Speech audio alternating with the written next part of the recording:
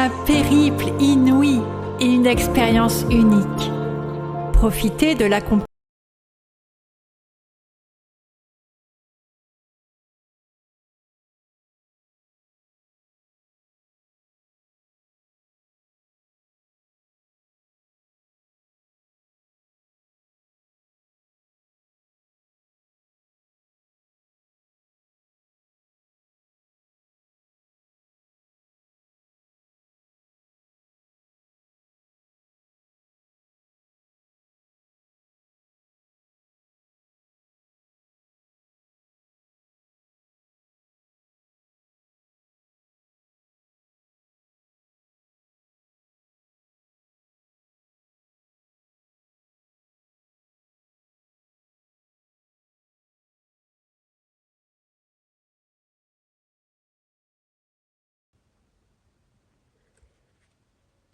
Bonjour à tous.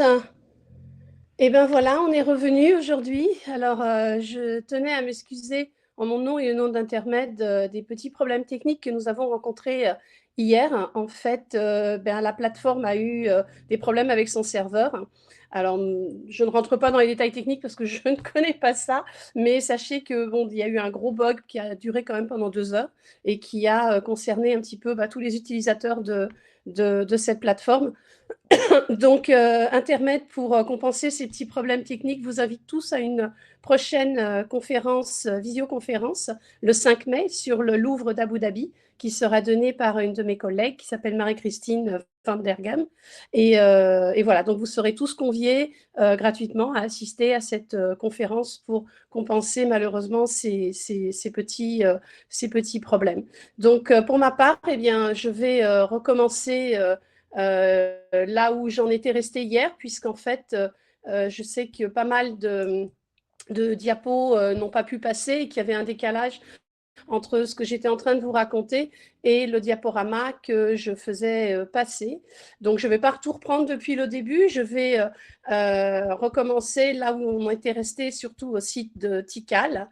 Alors, le but de cette conférence, c'était de mettre en rapport les Mayas préhispaniques, pardon, excusez-moi, avec les Mayas contemporains, puisque au Guatemala, eh bien, on a la chance d'avoir en fait une proportion très importante de ces populations préhispaniques encore présentes de nos jours, hein, et d'avoir donc un pont qui se crée entre les coutumes anciennes et les coutumes actuelles et comment la transmission culturelle s'est réalisée au cours du temps. Donc hier, je vous ai parlé de la naissance de cette culture maya, des sites les plus anciens comme Ouachactoun, et donc je vais maintenant continuer de vous parler du site de Tikal, puisqu'hier, donc, certaines de ces diapos n'étaient pas passées. Donc vous avez ici une des photos de la pyramide du temple 1 de Tikal, qui est une architecture, vous le voyez, assez spectaculaire. Cette pyramide fait 47 mètres de haut et vous voyez qu'elle est surmontée dans la partie supérieure du petit centre cérémoniel. Donc les prêtres réalisaient les rituels et s'adressaient à la population depuis ces hauteurs. Et la particularité de l'architecture maya, c'est que c'est une architecture verticale. On a une vraie recherche de la verticalité chez les Mayas. Et on va toujours essayer de construire plus haut que les autres que les voisins, que les gens d'à côté. Et pour accentuer cette hauteur, eh bien, on va créer ce qu'on appelle des crêtes fêtières. Donc, vous voyez ici la construction dans la partie haute du sanctuaire. Et ces crêtes fêtières, eh bien, ce sont elles qui portent en fait les décorations, les peintures, les sculptures qui vont représenter le cosmos et les différentes divinités du panthéon maya. Donc, ce temple-là, on l'appelle aussi le temple du grand jaguar, parce que dans ces crêtes fêtières, tout en haut, était représenté, on l'aperçoit ici sur cette diapo, un jaguar un peu mythologique, un peu humanisé, qui était dessiné donc en bas-relief dans cette partie des crêtes fêtières. Alors imaginez bien sûr que toutes ces sculptures et toutes ces constructions étaient enduites de stuc et étaient peintes. Donc ces crêtes fêtières qui maintenant émergent de la végétation, de la canopée, étaient à l'époque de couleur. Donc on avait un panorama vraiment spectaculaire d'un foisonnement de couleurs avec le contraste du ciel bleu, de la végétation verte et des couleurs rouges essentiellement qui prédominaient terminait. Je vais vous montrer après une petite diaporama dans ce sens. Sur la place principale des sites cérémoniels, c'est là que les gens se réunissaient, c'est là que les dignitaires appelaient la population à venir assister à des intronisations de souverains, à des funérailles de souverains, à des moments importants du calendrier. Bref, c'était le lieu de réunion par excellence et les prêtres communiquaient avec les gens à travers les rituels. Et vous voyez qu'on a sur ces places cérémonielles des stèles et des autels, des stèles qui étaient gravées à la gloire des souverains, puisque souvent ces stèles représentent des dignitaires, des souverains. Et les petits autels circulaires que vous voyez sont en fait des lieux de dépôt d'offrandes qui étaient réalisés à l'époque. Alors, voilà ici, par exemple, pardon. Oups, excusez-moi, j'ai fait une mauvaise manip. Voilà. À quoi ressemblaient à l'époque les pyramides? Les pyramides étaient donc peintes, comme je vous ai dit, et on devait avoir vraiment un contraste de couleurs absolument fabuleux. Donc, on a un petit peu de mal à imaginer à l'heure actuelle quand on voit ces pyramides maintenant dépourvues de ces couleurs d'origine. Donc, hormis les stèles, les autels qui sont très caractéristiques des composantes architecturales mayas, on a aussi ce qu'on appelle l'arche corbelle, qui est cette fausse arche, cette arche qui est constituée en fait de pierres qui vont être ramenées les unes en face des autres, qui se terminent par une petite plaque de pierre dans la partie supérieure. Les Mayas étaient des grands bâtisseurs, des grands architectes, mais ils ne connaissaient pas la clé de voûte. Donc, cette fausse arche était leur moyen de construire des passages à l'intérieur des habitations. Sauf qu'on ne peut pas avoir des murs trop écartés l'un de l'autre pour réussir à construire cette voûte. Donc, l'intérieur des habitations, l'intérieur des temples, était en fait souvent constitué de petits corridors parallèles parce que cette voûte, eh bien, elle ne peut pas être trop étendue. Donc, on a des passages qui sont relativement petits à l'intérieur des constructions. Et puis, vous avez en bas ces représentations de médaillons de jade qui sont des médaillons, des pectoraux, en fait, portés par les dignitaires. Le jade est la pierre sacrée par excellence en Mésoamérique. C'est la pierre qui va perdurer comme représentation de la richesse, mais une richesse qui est à la fois liée à sa valeur marchande, mais aussi surtout à sa valeur symbolique. Or, il se trouve que les gisements de jade eh bien, ne se trouvent pas au Mexique, mais se trouvent au Guatemala.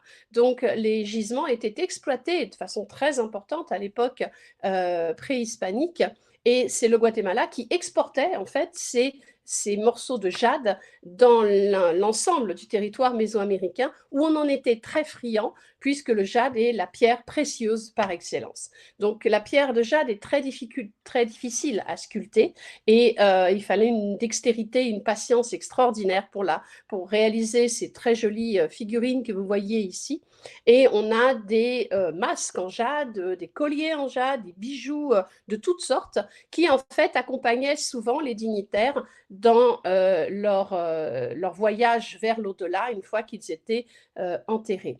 Et le jade, donc, est représenté, vous voyez ici là, un dessin d'une céramique maya, et vous voyez que le personnage au centre porte un bijou, donc l'un de ces pectorales avec une figure humaine au milieu. L'autre caractéristique des Mayas, c'est d'avoir un mode de représentation des traits humains tout à fait particulier, puisque ces traits, en fait, sont standardisés, codifiés. Les personnages sont toujours représentés de profil, et si vous regardez ces deux personnages, un homme et une femme, vous allez voir que le nez est dans l'axe du front, c'est-à-dire que l'on déformait volontairement les têtes des enfants à la naissance, lorsque la boîte crânienne est suffisamment malléable, on exerçait des pressions très lentes mais continues qui permettaient donc d'obtenir une forme de crâne un peu particulière, tout en hauteur, et qui, de profil, donc, donne un faciès assez particulier où le nez est placé dans l'axe du front. Ce mode de représentation est complètement standardisé chez les Mayas, sur tous les supports iconographiques, les stèles, les linteaux, les bijoux en jade, les céramiques, les textiles. C'est comme cela que l'on va figurer, qu'on va représenter les personnages importants. Et ces personnages que vous voyez par exemple ici portent des bijoux, donc ce fameux pectoral, mais ils portent aussi des coiffes très élaborées. Ils ont des décorations également au poignet, donc ce qui montre leur statut social. Bien sûr, sur ce genre de support, on ne représente pas les gens du commun, mais on représente l'aristocratie, les nobles et les personnages les plus importants. L'autre petite caractéristique des Mayas, c'est d'avoir mis l'accent sur le décompte du temps. On a longtemps dit des Mayas qu'ils passaient leur temps à scander en fait le rythme du temps. Les calendriers sont des inventions qui ne sont pas liées à la culture maya, qui sont antérieures. Le calendrier mésoaméricain existe depuis l'époque Olmec, mais perdurera ensuite jusqu'à la conquête espagnole, jusque chez les Aztèques. Simplement que les Mayas, à l'époque mésoaméricaine, les deux calendriers qui sont représentés ici par des roues crantées sont deux calendriers, l'un de 360 jours, l'autre de 260. Alors, je ne rentre pas dans le système du calendrier parce que c'est extrêmement complexe, mais on est sur un temps qui est circulaire. Donc, en Mésoamérique, on part d'un point et on revient à un autre point. Et les Mayas, eux, vont inventer un troisième calendrier qui est un calendrier linéaire et qui va donner donc un passage du temps avec un passé, un présent et un futur. Ce calendrier linéaire, on va l'appeler le long compte et il est composé de glyphes, comme vous le voyez ici sur le calendrier rituel, de glyphes associés à des chiffres. Et ce système de long compte est basé sur un découpage du temps à partir d'une base vigésimale. Nous, chez nous, on parle avec un système décimal. Eux utilisaient un système vigésimal. Alors, ça complique un peu les choses, je vous l'avoue, et c'est quelque chose d'assez complexe. Donc, sur lequel je ne peux pas rentrer maintenant, mais que vous pourrez découvrir lors d'un futur voyage avec moi au Guatemala. Alors ici, vous avez une jolie photo du fleuve de Rio de la Pasión, toujours dans la partie du Petén. Le Rio de la Pasión, c'est l'un des rares fleuves qui traverse cette zone du Petén, qui est un affluent de l'Usumacinta. Hier, je vous l'ai montré, qui fait la frontière naturelle entre le Mexique et le Guatemala. Et sur le long du fleuve Rio de la Pasión, eh bien, on a tout un ensemble d'autres sites cérémoniels mayas, dont l'un d'entre eux s'appelle Ceibal. Et lors de notre périple dans la jungle du Guatemala, eh bien, on va faire un petit tour à Ceibal parce que ce site est très peu fouillé, a été très peu dégagé par les archéologues. Vous avez ici une photo qui vous montre un tumulus tel que le trouvent les archéologues lorsqu'ils font des investigations. Et vous imaginez le travail qu'il faut pour sortir les pierres, les classer, les ordonner, les remettre en place. Les archéologues vont donc reconstruire les différents monuments. Mais sur le site de Ceibal, on a de très jolies stèles qui sont très bien préservées, dont on a fait des copies aussi pour mieux les préserver. Et le site de Ceibal, en bon site maya, glorifie donc à travers ces stèles les souverains, les prêtres, les dignitaires importants à qui on rend un hommage. Et ces stèles nous montrent, nous ouvrent une petite fenêtre justement sur ces personnages anciens, sur les rituels, sur les croyances, sur la cosmologie. La stèle de gauche est une stèle très intéressante parce que, bien qu'elle soit maya dans son style, un personnage de profil, avec des tas d'ornements, un collier en jade, des décorations au poignet, vous voyez que ce personnage a une volute qui lui sort de la bouche. Et cette volute est un élément iconographique qui n'est pas maya, qui vient de la région de Teotihuacan, c'est-à-dire sur le haut plateau mexicain, et qui a été incorporé dans l'iconographie maya. Donc là, c'est une autre preuve de la superposition et de la rencontre de ces deux traditions culturelles chez les Mayas. Et cette volute, eh bien, évoque un motif, c'est le symbole du pouvoir, celui qui a la parole, celui qui dit les choses telles qu'elles doivent être dites. Et plus tard, chez les Aztèques, dans la région donc, de Mexico, l'empereur aztèque portera le nom de Tlatoani, qui veut dire en nahuatl celui qui a le pouvoir de la parole. Donc, ce qui est très intéressant d'un point de vue historique et culturel, puisque dans ce petit site perdu au milieu de la jungle, eh bien, on a là la preuve d'une présence étrangère, nawa, venant de la partie mexicaine. De même, sur la diapositive de droite, vous voyez que le personnage qui est représenté n'a pas non plus un profil vraiment maya. Il a un nez assez costaud, mais il n'a pas le nez dans l'axe du front. Et ses ornements, bien qu'étant de style maya, montrent aussi des caractéristiques étrangères. Et d'autres sites présents dans la région affichent une monumentalité qui rentre un peu en concurrence avec le site de Tikal. C'est le cas de Yaksha, que vous voyez ici, qui est un site encore assez peu visité également, très intéressant parce qu'on a quand même 500 structures qui ont été répertoriées par les archéologues. Et ici, vous avez la pyramide principale, qui est la structure 216. Et quand on monte en haut de cette pyramide, eh bien, on a une vue, regardez, spectaculaire sur toute la jungle environnante, avec la lagune de Yaksha juste devant et les bâtiments en contrebas. Donc, ce site est très intéressant parce que, d'un point de vue architectural, on voit qu'on est dans le même style de construction que ce que l'on a à Tikal. Tikal ayant donc irradié, en fait, son pouvoir, irradié sa culture, ses connaissances sur d'autres sites aux alentours qui vont tantôt être alliés à Tikal, tantôt être en confrontation avec Tikal, mais on voit bien qu'on est sur un réseau de communication qui est très large, très important, bien qu'on n'ait pas de capitale d'empire, comme je vous ai dit hier, mais des cités-États. Et ce royaume maya, eh bien, il se poursuit en fait jusque dans la partie sud du Guatemala. Là, je vous ai mis une petite photo des champs de bananes que l'on trouve dans cette partie sud, à la frontière actuelle avec le Honduras. Dans cette région, on a deux sites très importants, mais très différents d'un point de vue stylistique, que sont le site de Quirigua et le site de Copan.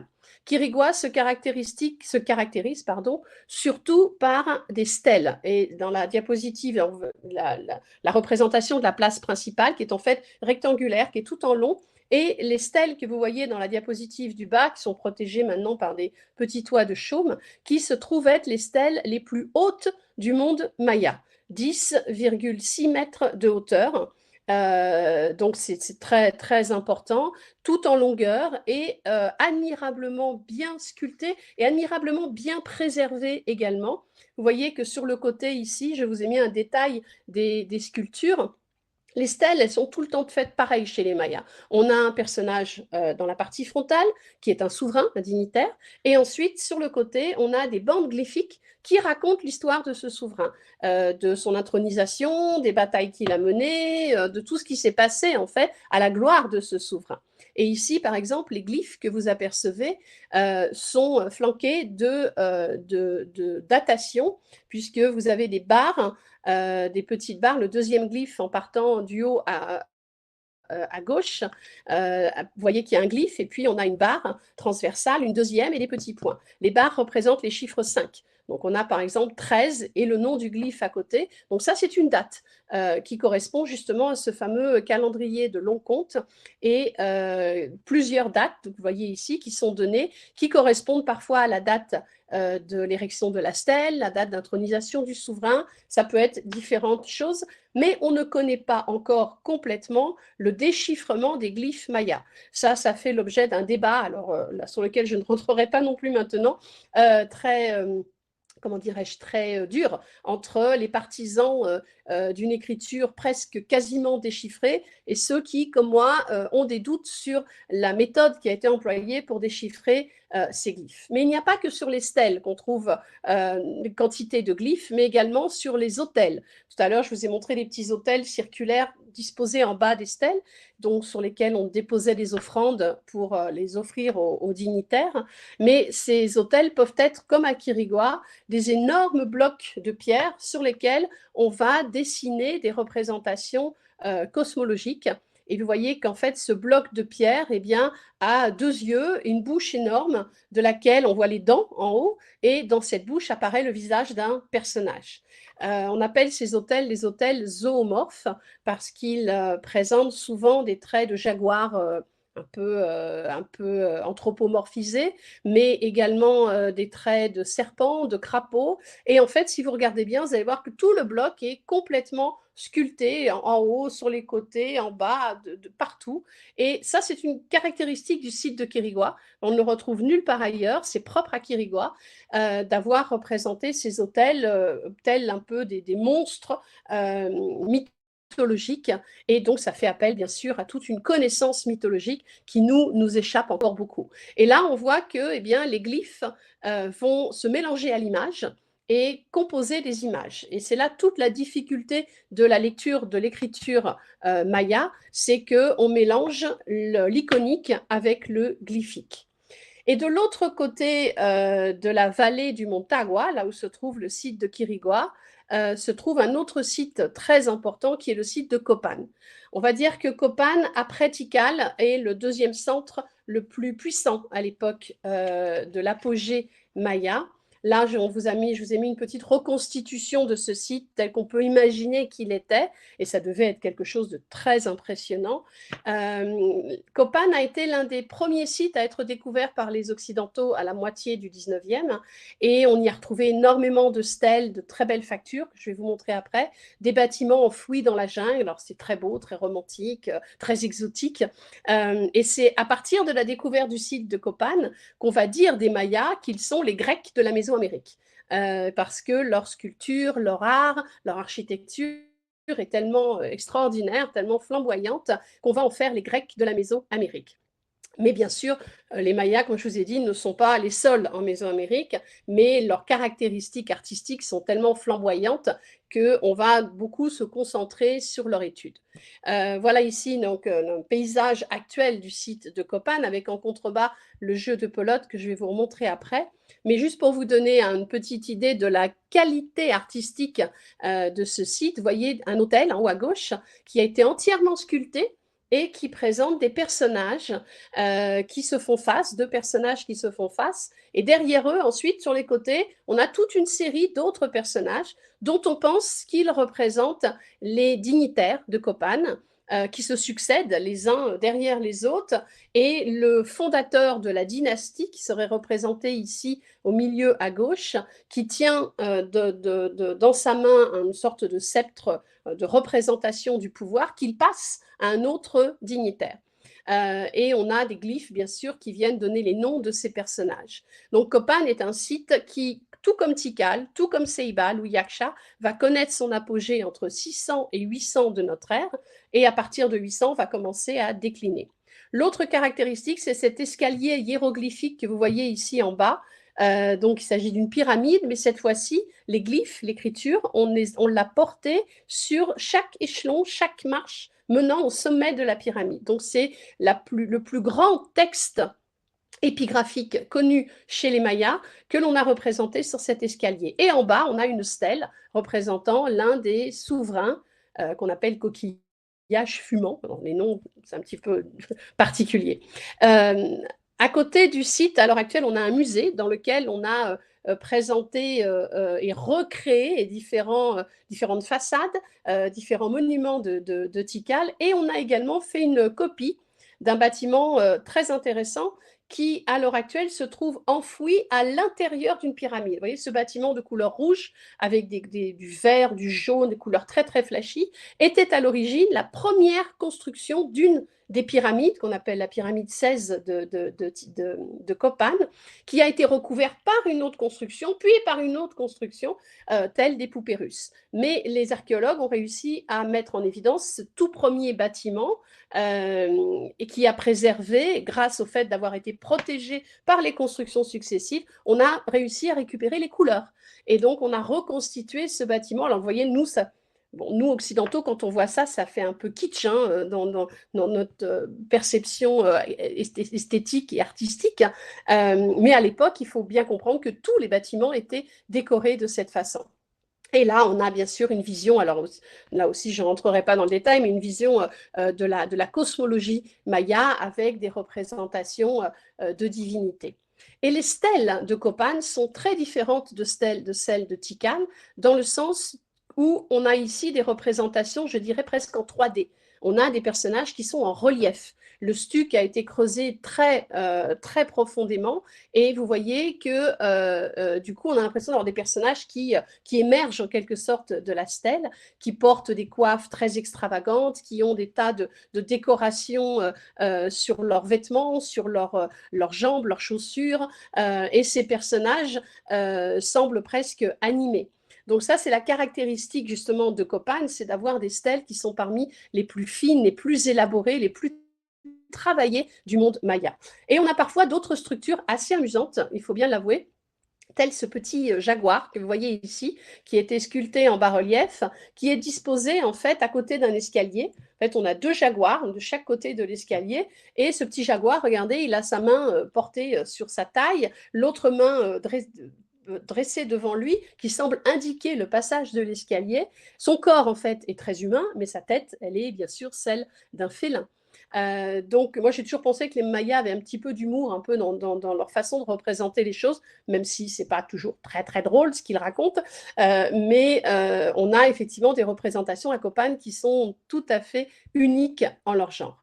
Et puis voilà le fameux jeu de pelote, qui est un des jeux les mieux préservés de Mésoamérique, avec donc sa partie centrale. Alors le jeu de pelote, là aussi, c'est toute une histoire. On en a fait pendant très longtemps un jeu sportif, puisqu'on sait que des équipes s'affrontaient et se renvoyaient une balle avec la règle du jeu, c'était de ne pas taper la balle avec les mains, mais simplement avec les coudes, les hanches et les genoux.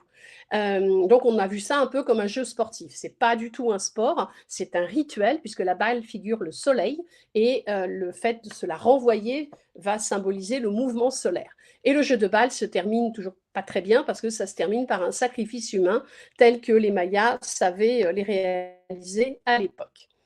Dans cette région du sud du Guatemala, on a un grand lac qui s'appelle le lac Izabal, qui a un débouché sur la mer des Caraïbes, et on peut naviguer sur ce lac, profiter de la beauté du paysage, de la végétation, de ces très jolis nénuphars. Et quand on navigue jusque la partie la plus rétrécie de ce lac, eh bien, on tombe sur des anciennes fortifications coloniales, tel ce petit fort qu'on a appelé le fort San Felipe de Lara, qui, vous voyez, n'est pas très méchant, hein. C'est une petite construction qui, à l'époque, était soi-disant destinée à protéger le lac Izabal de l'entrée des corsaires et des pirates qui arrivaient par la mer des Caraïbes, remontaient le fleuve de Rio Dulce pour arriver jusqu'au lac Izabal. Et le lac Izabal, en fait, pourquoi a-t-on mis ce fort pour protéger l'entrée? Eh bien, parce que c'était là qu'à l'époque coloniale, on stockait toutes les denrées qui partaient en Europe. Alors, pas tellement d'or et d'argent, parce que le Guatemala n'a jamais été un pays très riche en minerais, mais plutôt de la cannelle, du poivre, différents épices qui, à l'époque, se vendaient à prix d'or sur les marchés européens. Et les pirates avaient bien compris que ces épices représentaient une richesse phénoménale et donc attaquaient régulièrement les positions espagnoles pour piller les réserves des Espagnols. Mais les Espagnols ont mis très longtemps à réaliser qu'ils perdaient beaucoup d'argent, beaucoup de richesses à travers ces pillages. Et le petit fort qui est là, eh bien, il a été construit et régulièrement détruit par les pirates. Alors, on reconstruisait, ils détruisaient, on reconstruisait. Bon, ça n'a pas vraiment protégé grand-chose. Les Espagnols se sont fait déposséder très souvent de leurs richesses par ces pirates et ces corsaires. Donc le fort a été en fait souvent laissé à l'abandon. Là, il a été reconstruit en 1959. Maintenant, c'est un monument national, c'est un petit parc que l'on peut visiter. Mais c'est intéressant de voir que les Espagnols n'ont jamais vraiment construit de fortifications, en tous les cas au Guatemala, dignes de ce nom pour protéger leur accès et leur richesse. Et au-delà de ce petit fort, lorsqu'on remonte le fleuve vers la mer des Caraïbes, on arrive dans une ville assez étonnante pour un pays centra-américain, qui est la ville de Livingstone. La ville de Livingstone, on se croirait plus dans les Caraïbes que dans un pays d'Amérique latine centra-américain. Vous voyez que la population là-bas, c'est une population noire, puisque ce sont en fait les descendants d'esclaves amenés à l'époque coloniale pour travailler dans les champs de canne à sucre, pour travailler dans les champs de coton. Et ces gens sont restés en fait dans cette partie du territoire et ont développé une culture, un peu un mélange de traditions africaines, de traditions espagnoles et de traditions mayas. Et ils parlent une langue très particulière qu'on appelle le Garifuna. Et cette langue, en fait, c'est le type de langue où, quand vous l'écoutez, vous pensez que vous comprenez, mais en fait, vous comprenez rien. Cette langue est un mélange de vocables anglais, espagnol, maya, français, avec des vocables africains. Donc c'est très compliqué, c'est une langue vraiment très particulière, mais qui est encore parlée à l'heure actuelle par ces populations. Et je vous dis, là, on a un petit air de Caraïbes en pleine Amérique centrale qui est assez surprenant. Donc c'est un endroit un peu hors du temps, la ville de Livingstone. Et puis, notre ville, alors là, on va passer dans la partie des hauts plateaux et des hautes terres mayas, c'est la ville d'Antigua, bien sûr. La ville d'Antigua, c'est le petit chef-d'œuvre d'art colonial centra-américain. En fait, en Amérique latine, les deux plus belles villes coloniales que l'on connaisse à l'heure actuelle, eh bien, c'est la ville d'Antigua et la ville de Carthagène en Colombie. La ville d'Antigua, en fait, a été à l'époque coloniale la capitale de ce qu'on appelait la capitainerie générale du Guatemala, parce que le Guatemala était la tête de pont du pouvoir espagnol qui gérait en fait non seulement le territoire guatémaltèque, mais aussi tous les autres territoires d'Amérique centrale jusqu'au Panama. Donc Antigua était une ville puissante à l'époque, c'était une ville très importante, mais qui malheureusement et en même temps aussi, presque je dirais heureusement pour elle, a été détruite par un tremblement de terre en 1773. Et la population a donc abandonné la ville d'Antigua pour aller fonder une autre capitale qui sera plus tard la ville de Guatemala Ciudad. Et du coup, Antigua s'est un petit peu endormie à l'ombre de ses ruines, à l'ombre de la végétation. Et petit à petit, seulement, la population est revenue habiter les anciennes constructions. On reconstruit, vous voyez que c'est très espagnol, hein, on est sur une architecture vraiment coloniale typique. Mais du coup, Antigua a échappé à l'urbanisation frénétique de la ville de Guatemala Ciudad et a gardé beaucoup de charme. À l'époque coloniale, tous les ordres religieux étaient présents à Guatemala, à Antigua. Ici, vous avez une jolie photo qui vous illustre les patios intérieurs des couvents. Là, c'est le couvent des Capucines. Mais on a aussi la façade de la cathédrale, alors la façade qui a été reconstruite, mais l'arrière, vous voyez la diapositive en bas, a été gardé dans son jus, c'est-à-dire tout le toit de la cathédrale qui s'est effondré lors de ce tremblement de terre de 1773. Donc la ville d'Antigua, petit à petit, est devenue en fait un symbole de l'architecture coloniale, du pouvoir des ordres religieux à l'époque coloniale. En fait, on a des églises à tous les coins de rue, on a des couvents et des monastères qui sont encore présents, mais qui ont beaucoup de charme. C'est très romantique parce qu'on est donc dans ces ruines qui ont été recouvertes partiellement de végétation. Donc la ville d'Antigua, c'est un vrai petit bijou d'art colonial. Et puis donc, pour continuer dans ces hautes terres, je vous montre ici une petite carte du Guatemala actuel et de la population maya telle qu'on la rencontre dans ce territoire. Je vous ai donc parlé tout à l'heure des Mayas anciens qui étaient présents dans les basses terres, donc la partie du Petén au nord, la partie à la limite, la frontière du Honduras avec le site de Quirigua et le site de Copan. À partir de 900 de notre ère, tous ces sites vont être abandonnés.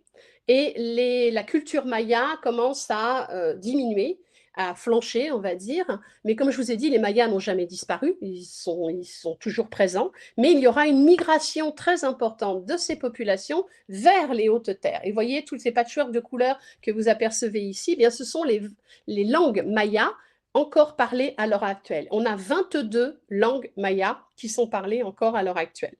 Les populations, à l'époque, étaient constituées par des petits royaumes. Donc, à partir du Xe siècle de notre ère, ces petits royaumes vont, comme à leur habitude, se faire la guerre les uns avec les autres, essayer d'occuper des territoires. Les Quichés, les Cachiquel, les Tsuturil, les Pocomchi, les Pocoman, tout ça, ce sont des petits royaumes indépendants qui ne s'entendent pas forcément les uns avec les autres.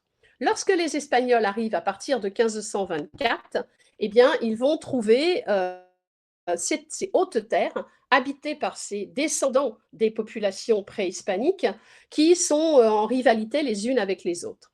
Le plus beau paysage que l'on trouve dans ces hautes terres, c'est le lac Atitlan. Donc, vous avez ici une très jolie photo Le lac Atitlan est encadré, c'est une ancienne caldeira qui s'est écroulée il y a des millions d'années, et elle est encadrée par des volcans. Vous voyez ici la représentation au fond. On a le volcan San Pedro, le volcan Toliman, Atitlan.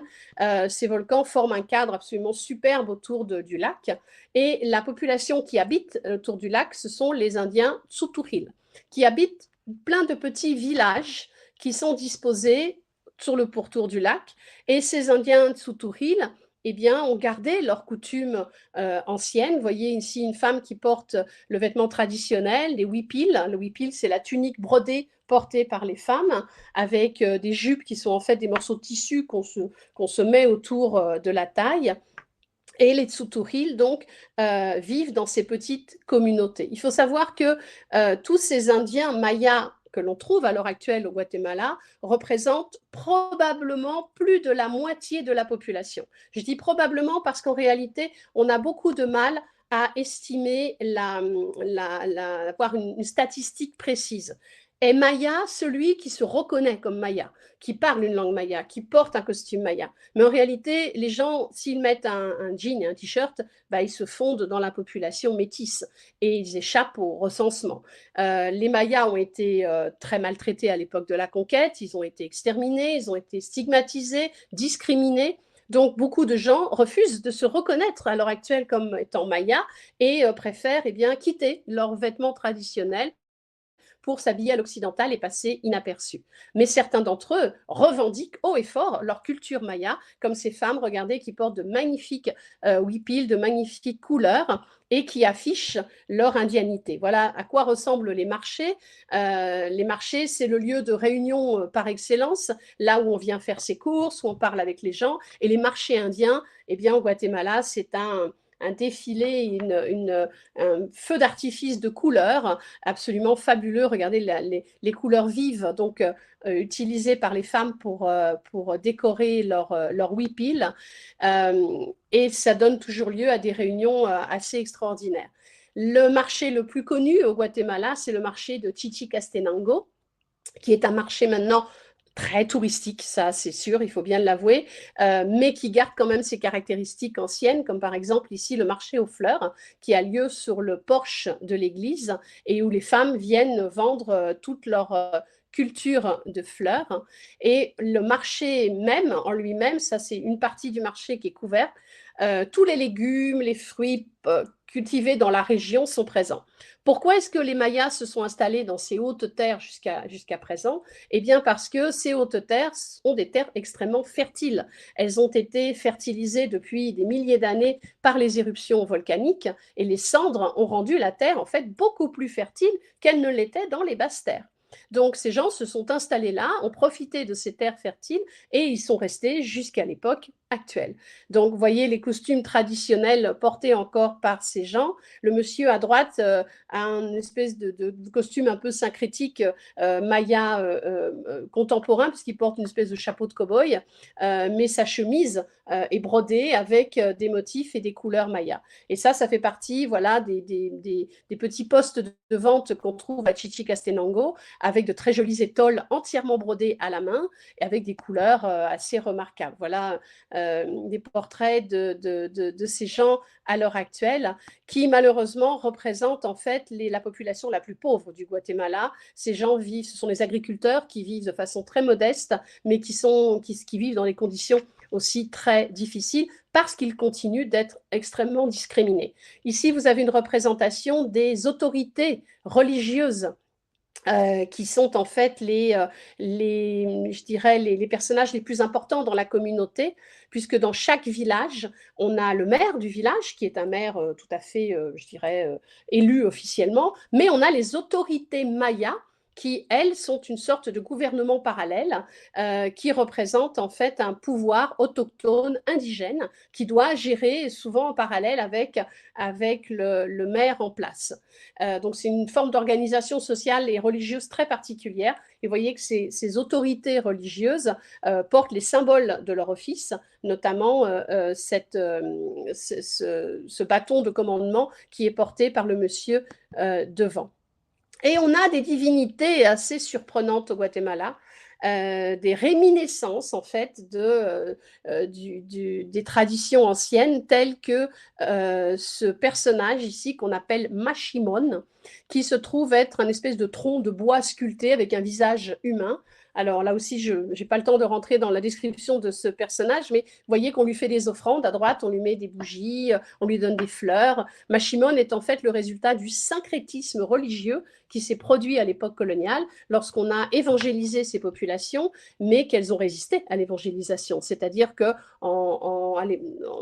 d'un vernis extérieur catholique, on dit oui, on se convertit à la religion catholique, mais derrière, on continue de vénérer des anciennes divinités. Et Mashimon est l'exemple le plus typique et le plus amusant aussi de ce syncrétisme religieux. Et puis l'architecture à l'époque coloniale, si elle peut être très occidentale, puisque dirigée par les évangélisateurs, elle est aussi parfois assez amusante, comme cette église de San Andrés Chicul, où on a en fait ce que les spécialistes de l'art ont appelé un art baroque populaire, où on va représenter de façon très naïve des saints, des docteurs de l'église, avec des couleurs très vives qui rappellent bien sûr les couleurs des anciens bâtiments mayas. À droite, vous voyez, dans la petite niche, on a un saint qui apparaît, mais en haut, on a une colonne et on a deux petits jaguars, regardez, qui sont dressés le long de cette colonne. Qu'est-ce que viennent faire des jaguars dans une iconographie catholique? On voit bien qu'on est ici en plein syncrétisme religieux. Et la région que nous visitons lors de nos pérégrinations au Guatemala est une autre région qui se situe dans le nord du pays, à la frontière avec le Mexique, qui était occupée par une population d'Indiens qui parlent la langue Mam. Et cette région est encore très inexplorée, assez peu fréquentée par le tourisme, parce que ça se mérite un peu pour aller là-bas, un petit peu loin. Mais vous voyez que les gens occupent un espace très diversifié et on a là-bas des traditions culturelles qui sont restées très fortes, comme par exemple, alors regardez cette dame qui porte des charges absolument incroyables de fleurs sur la tête, et regardez ces messieurs qui portent un costume traditionnel. Chez les Indiens guatémaltèques, en général, c'est la femme qui est la garante des traditions et qui porte le huipil, qui porte les vêtements traditionnels. Mais c'est très rare de voir des hommes avec des vêtements colorés, brodés, comme ceux que vous avez ici. Regardez, alors on a aussi un mélange avec la tradition occidentale, hein, puisqu'on a une chemise avec un col, mais le col est entièrement brodé, les petites pochettes également, le chapeau, bon, il est un peu aussi un chapeau de cow-boy. Regardez la dame à côté qui porte aussi un huipil, une jupe et un chapeau décoré. Donc, ce sont des vêtements traditionnels qui sont de toute beauté. Moi, à mon sens, ce petit village qui s'appelle Todos Santos est l'un des villages les plus typiques où on a le plus préservé les traditions et le port du costume, et là aussi où l'artisanat du textile est le plus flamboyant et les couleurs les plus belles. Et voilà, pour terminer cette petite présentation, un joli coucher de soleil sur le lac Petenitsa dans la région de Tikal. Voilà, j'espère que cette présentation vous a plu. C'est un petit peu difficile pour moi de vous parler de tout le Guatemala en aussi peu de temps, parce que vous voyez que c'est un pays qui est immensément riche, qui a beaucoup à offrir, et que je vous invite à aller visiter avec moi un de ces jours, quand on pourra reprendre l'avion en toute sécurité, j'espère le plus tôt possible. Voilà, je vous remercie de votre attention. Si vous avez des petites questions, vous pouvez les envoyer sur le chat et j'y répondrai en direct. Alors, je vois que certains n'ont pas réussi à se connecter. Vous allez avoir un replay qui va vous être envoyé. Alors, le replay, il va être un peu divisé entre ce que j'ai fait hier et ce que j'ai fait maintenant.